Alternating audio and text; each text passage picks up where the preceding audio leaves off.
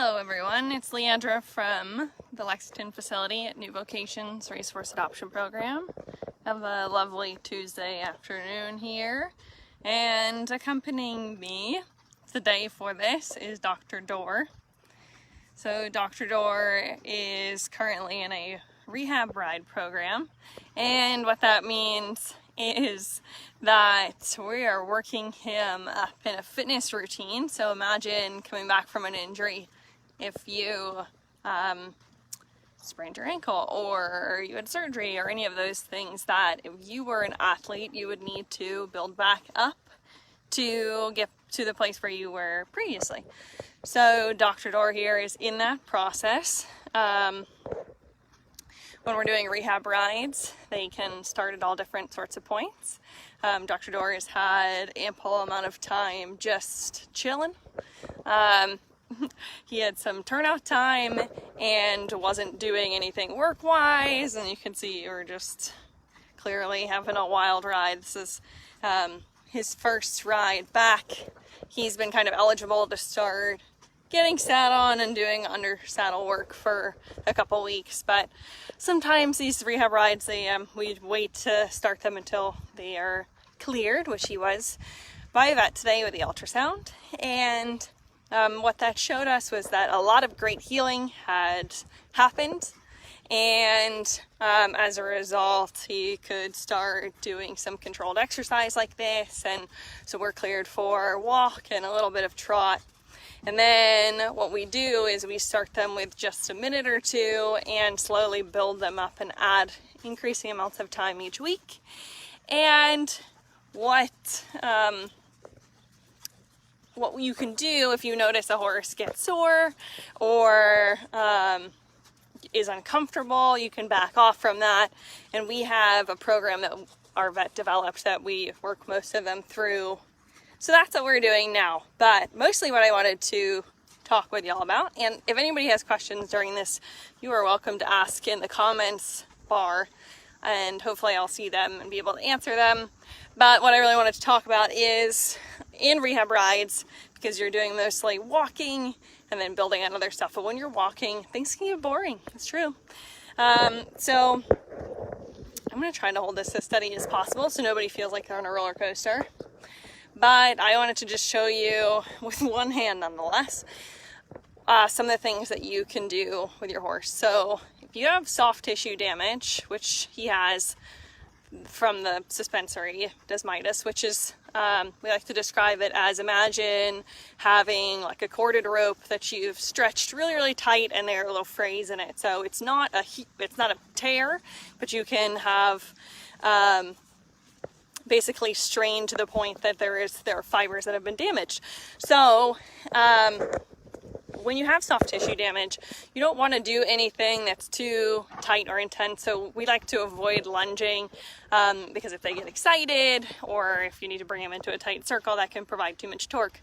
So instead, what I'm asking him to do, and usually with two hands, is leg yield a little bit. So wider turns, and maybe just ask him to try to step over. And right now he's just learning to make the connection between application of leg aid, which is, you can't really see here, but I'm trying to use the inside of my calf predominantly, and maybe you can see a little bit of the arch in his neck there. So I'm going to try to not really ask him to turn his head. He's responding by arching his neck because his body is arching. But you're not gonna, and again, I just have one rein right now, so I can't be really applying rein aid one way or another really strongly because he doesn't know how to neck rein.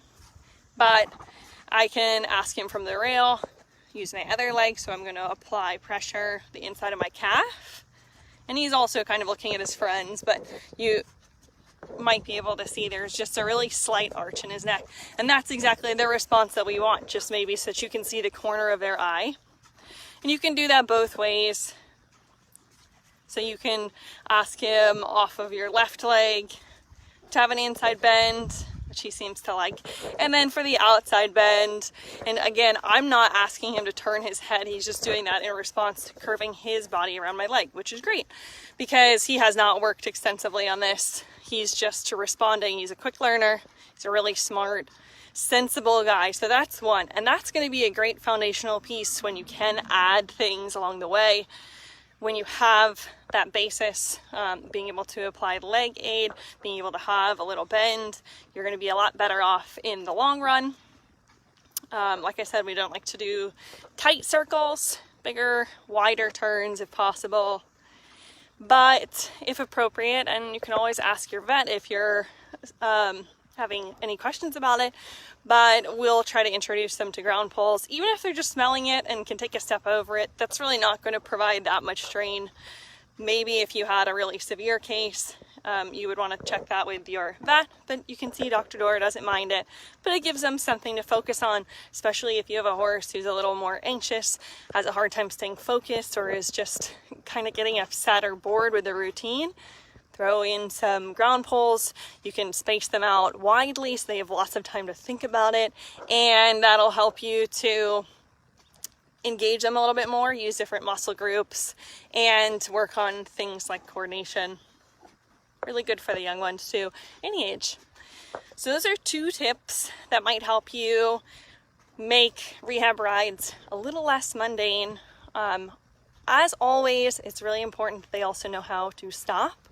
And I will have this, the sort of final tip of this episode of Trainer Tip Tuesday, is that you can work on getting them to stop with as little pressure as possible. So start really, really slight. I'm going to adjust my reins. So you don't want to start too long, or else you'll be leaning on their bum by the time you get to the point where they respond. So great, really good job, reward them. So you start as slight a pressure as possible. Look at him walking again. Let him walk around. But I'm going to apply rein aid little tiny bit at a time so that there's barely any contact, and then a little bit more, and a little bit more. And he leaned against it, but really there was not much argument. And that honestly was not very much at all. So you can also gauge their sensitivity and their threshold with that really simple exercise to see how little it takes to ask them to halt. And even if you have a horse who takes a lot more, say you have to get to a harder point to really get their attention and get them to stop, I like to keep it consistent with the rate at which you apply pressure, but count. Say you pulse on, pulse off, count how long in seconds if you're doing a steady application of increased pressure, or how many pulses of half halt it takes to get them to stop. And I bet you will find, if you do it consistently enough, that it takes less and less, or fewer and fewer moments until they will respond. So you're only going to set yourself up for success with those 3 tips.